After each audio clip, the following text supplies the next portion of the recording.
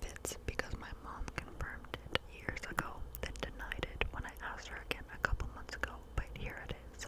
When I was little, my dresser, it was long but pretty short, sat against the wall with one of the ends pointed to my door. That dresser is heavy, an old wood one with all sorts of kid crap neatly arranged on top. Since it was my bedroom, the floor was carpet. I always slept with the door closed. One night, with no explanation, the dresser tipped over, but instead of falling forward, it fell 180 degrees to the side, falling in front of my door, all the kid crap spilling to the side. My mom ran to get me, but couldn't open the door as it had been blocked by the dresser. Eventually, with her pushing and me pulling on the dresser, she was able to slip in and move the dresser out of the way. Nothing was damaged, not even the glass figurines I had. My dad helped put it upright the next day and we moved on. Years later, I remember the incident and asked my mom about it, expecting to learn that I blew it out of proportion and it only fell forwards or something like that. Nope, she remembered that night as well. However, she added one detail that I could never figure out. She thought she heard me jumping on the bed that night, and that was why she thought the dresser tipped over. I had been asleep, and I have no idea where she heard that noise coming from. That's a really spooky random story that I feel like a lot of people have. Like those random stories that's like not super creepy, but kind of like something your family has experienced that you all don't really know how to explain it, and you're just like, oh, like that happened, like what? So that's an interesting one to go on to start with. Let's see if we can up the ante a little bit. Let's go to the next one. Okay, so there's another one in this section, so I'll just read another one from Creepy Story from Your Childhood. This one's from 5 years ago. When I was a kid, my family lived in a blue house that was oddly shaped. One year, the house got completely gutted and nearly destroyed by a flood, and they had to knock down a wall between the living room and the kitchen. So after the flood, you could see all the way down to the hall to my parents' bedroom door. This house was strange, for lack of a better term. I was a terrible sleeper as a kid, and would routinely wake up and just go into the living room and watch cartoons on low volume if I couldn't get back to sleep. One morning, I'm out in the living room sitting across the chair with my feet up on the window. Don't ask me why. I was a stupid 8 or 9-year-old. From where the chair was, I could see just over the kitchen counter that the hall to my parents' room. I had read that wrong. From where the chair was, I could see just over the kitchen counter down to the hall to my parents' room. A movement caught my eye. I looked up and saw a shadowy outline of a man walking towards me, kind of near my parents' door. Oh hell no. Thinking it was my dad, I said something like, "Hey Dad, sorry if the TV was too loud."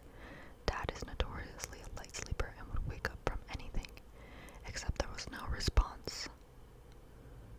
Within seconds, my foot ends up going through the window. Again, not sure if this is related or I was a dumb kid, likely the latter. And I scream, and my parents actually wake up to figure out what's going on at 4:30 in the morning. At this point, I'm preoccupied, but realize much later that I definitely saw the outline of a man. But there was no way it was my dad because A, he came bounding out of the room after my scream, and B, I realized the shoulders of that outline were much higher than my dad's would have been. Fast forward a few years ago, we've moved far away from the blue house, and my mom and I are hanging out and catching up. For some reason, the blue house comes up, and I tell my mom that the place still gives me the creeps and weird stuff happened there when I was a kid. Mom's response, "Oh, you must have saw the shadowy man too." Excuse me, mother. Excuse me. What? Oh my god, they put pictures of the house. That's anything with like the shadow of someone or something, but you like never see it, I feel like is more scary because you never really figured out what the hell it was, and it's just like, yeah, it appeared. Don't know what happened, just appeared. Could randomly appear again, could not. I don't like that, but I love these types of like childhood stories. Let's go to the next one now.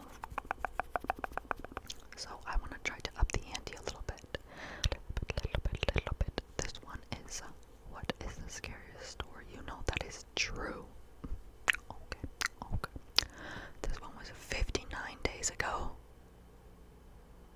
I don't like it when scary stuff is recent. Okay, no thank you, but that's fine. Okay, let's begin. In my early 20s, my wife and I had a goal of climbing all of the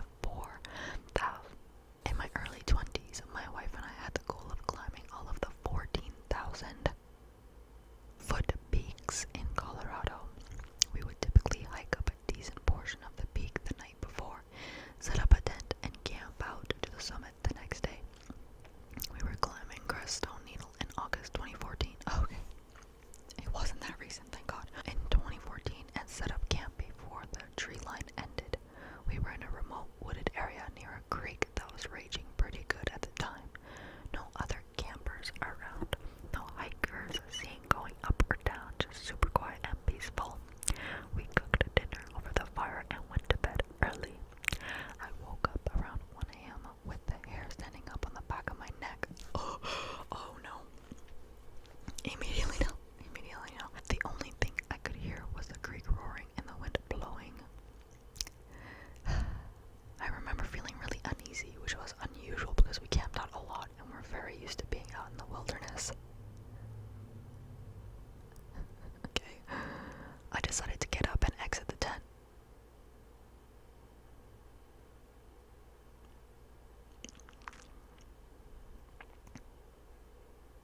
Mistake number 1. Immediately upon stepping out of the tent, I saw the outline of a man about 50 yards from our campsite. He was just standing still, staring down at our camp.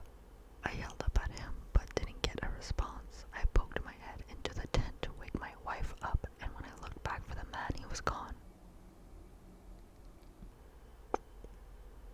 My wife and I talked about it and agreed that it was probably an earlier hiker who was starting their summit push early. Both of us felt uneasy, and neither of us were able to go back to sleep. I laid in the tent for about another 45 minutes, wide awake. I stepped out of the tent and walked around, still feeling a little uneasy. Didn't see anything and still couldn't hear shit. Started going back towards my tent, and when I turned to my left, I saw the guy again. This time he was very close. Close. Like this. Close. No thank you. Maybe 20 feet or so from our tent behind some brush. I yelled at him again and started running in his direction.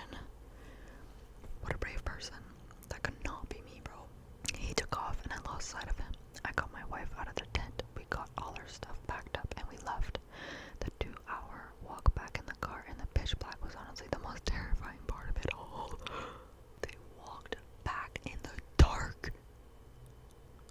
That is an interesting one. I mean, anything, like I said, with a shadowy figure. Nothing, okay. Maybe I'll do one more. I'm gonna try and look for one more. Give me 1 second. So this last one is from the No Sleep Reddit, which I know is usually fictional, I think, from what I've heard. However, the stories in here are like really scary usually, so let's just get into it. You go get yourself a little snack, okay? I'm forcing you. Go get a snack. Something Halloween-y, a little Halloween cupcake, a little Halloween treat, maybe a little Kit Kat, something. Go, and I'll wait.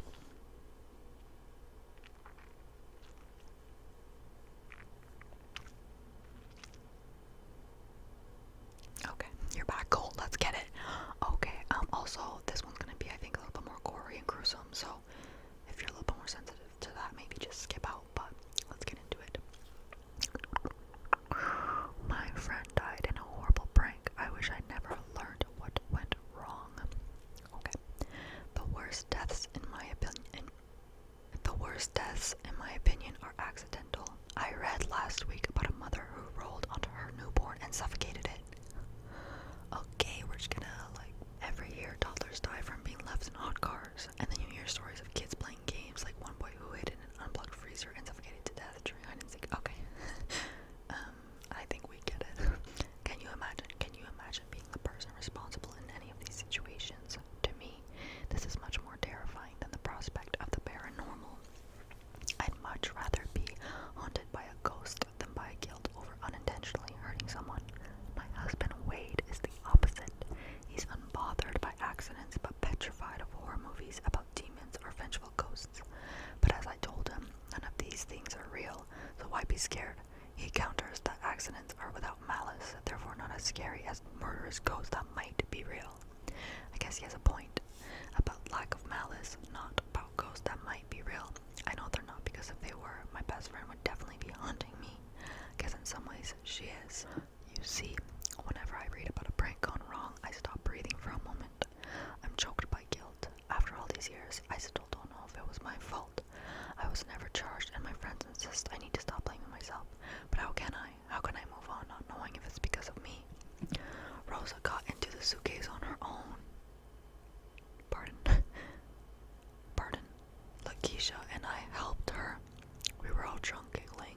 She was supposed to surprise Bolin. She had a huge crush on him. Let me back up. Let me try to explain. We were at a party. Our friend group had been together for years, and we rented out this lodge. Me, my husband Wade, who back then was just my crush, his buddies Bolin and Tucker and JB. Okay, there's already a lot of people. The OB, her husband Wade, and his friends Bolin, Tucker, and JB. Okay. And then there was the girls who were her friends, Lakeisha, Rosa, and Kay. There were also some other friends who stopped by who we meet earlier in the day while hiking. I can't remember their names. What I do remember is that we all did a lot of drinking.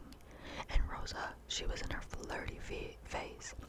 Rosa was my best friend, but she wasn't perfect. She was like a butterfly who sips from every flower, a real heartbreaker, beautiful and passionate. I was a little bit jealous of the attention she had, and also kind of in awe of her. Whoever she was with fell hard, like she was the love of their life, but she never committed. She'd been on again and off again with JB, then seduced Wade, which was kind of bitchy because she knew I had a crush on him. She even flirted with bisexuality with Kay. Now her eyes were on Bolin. I forget whose idea it was for her to hide in the suitcase, mine or hers. All the luggage was in the basement because that's where the boys had put it when we were arriving at the lodge. Lakeisha said something like, Bolin's suitcase is big enough to hide a body. And that's when Rosa, or me, had the idea she'd hide in it. And Rosa decided to spice up the prank by wearing lingerie. When Bolin took the suitcase up to the room and opened it, he'd find a sexy surprise. We were stupid. None of us had a good judgment, especially since we were tipsy. Once Rosa squeezed inside, whining about her hair getting caught in the zipper, Lakeisha and I went to go badger the boys to bring everyone's bags to the rooms. I remember Bolin delivered mine. I was staying outside in a tent with Kay. The lodge didn't have enough bedrooms for everybody, and we wanted to sleep under the stars.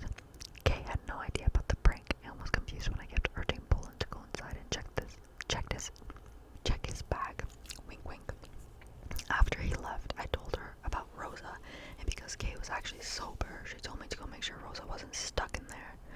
So I checked to make sure the suitcase wasn't still at the bottom of the stairs. At least I thought I did, but I was drunk. While all of us were sitting outside watching fireworks later, I noticed Bolin missing and asked Wade where he went. Bolin had gone up to his room early since he hadn't come back. Lakeisha and I assumed Rosa was in there with him and that her lingerie stunt had worked. In fact, Lakeisha and I were whispering about it all evening, quietly as to not make any of the boys jealous. In the morning when Bolin came down, Lakeisha and I asked him about last night, all smirks. He looked clueless. Then Lakeisha asked where Rosa was, and he was still clueless. But what about his suitcase? Hadn't he opened it? He said someone had shoved all his clothes into the closet in a pile. He wasn't sure why. He assumed he was being pranked on or something and hadn't opened his suitcase. My heart is like down to like my ass. Like I just, oof. That's so rough. Oh my god. So you never opened it? Asked Lakeisha. Dread bloomed in my belly. Oh my god. I thought, oh my god. Lakeisha was telling him how we'd taken his clothes out and Rosa had hid it inside, hoping to surprise him in her lingerie. And Bolin blushed and said he was gay. But his coming out to us hardly even registered because where was Rosa? None of us knew. We quickly went to wake everybody else up, hoping someone had seen her last night. Oh god. I checked. I swear I checked. Prayers ran through my head, but I was drunk. I wasn't sure if I really had. I went downstairs to the basement. There was the suitcase, still tucked away at the bottom of the stairs. It was exactly where we left it when we zipped Rosa inside the night before. Oh my gosh. Nobody wanted to open the suitcase. The boys argued about who had left it there. JB said he lifted it, but noticed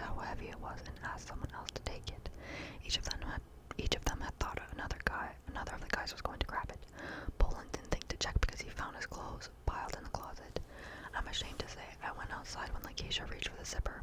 Wade came out and joined me. He told me dead bodies, gore, things like that scared him, while the others checked the contents of the suitcase. Wade and I sat outside. As we heard the gasps and whispers of, "Oh God," his fingers gripped mine tightly, and I put my head in my hands and sobbed. My fuck. She'd suffocated, of course, but it had taken a long time. The police wondered why none of us had heard her gasping for help, but Gay sheepishly told them about the fireworks. A prank gone wrong, authorities ruled. My friend said then, and still say now, that ultimately Rosa was the one most responsible for her own misfortune, that she made her own decisions, that all of us were a little guilty, but none of us were wholly responsible for the tragic incident. But it was my hand that closed the zipper. I laid in bed, thinking about her gasping for air. Why didn't she scream? Why didn't we hear any muffled shouts? I imagine her squeezed into darkness while her pleas for help go unanswered, and I can't breathe. But the real reason I'm writing this is because this morning I saw a story in the news about a woman in her underwear found strangled on the beach. My husband switched away from the reporting, and when I asked why, he looked surprised and said he thought it might trigger me. Why? I asked. It wasn't a prank. I thought it might remind you of Rosa, you know, the lingerie. I suppose the aspect was similar. To be honest, the part of the tragedy had never really stuck with me as much until now, but now I think about how we all stopped talking about her afterward, how her death was only a blip in the news. No details were released. In our friend group, Rosa's death became a taboo subject, almost like she'd never been with us at all. We all silently agreed to forget her, but the more I think of that report on the news, the more I'm getting the feeling from that day. The top of the stairs, feeling like I'm looking down and seeing something I don't want to see. That oh God, oh God, oh God sense of impending dread. And I'm about to be sick. Because Wade dated her too, and loved her. And I'm more and more certain I looked down the stairs before the fireworks, and there was no suitcase there. And now I'm wondering if Wade never saw what was in the suitcase, never picked it up, or opened it, or moved it. How did he know she was in lingerie when she died? Oh hell! Oh no! Oh hell no!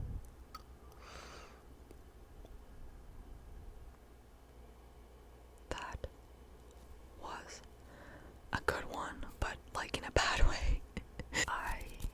Yeah. Like I said, the no sleep Reddit hits, but like in a creepy way, which, I mean, it's only called no sleep, so it makes sense, but wow. I don't know if that's real or fictional. If it is real, that's actually bugged. Like, that's bugged. And I don't even know what to say. Like, that's crazy. Like, what even is there to say? Like, that's horrible. But also, like, yeah, I don't even know. Plot twist, also, that was, yeah. That's the end of the video. If you guys want me to do more like Reddit reacts, I would love to do it because it's actually so entertaining and so fun, and I love watching it, so I understand the appeal. And I should be posting this on Halloween, actually, so happy Halloween. It's on a Friday, which is awesome. Let me know what you guys are dressing up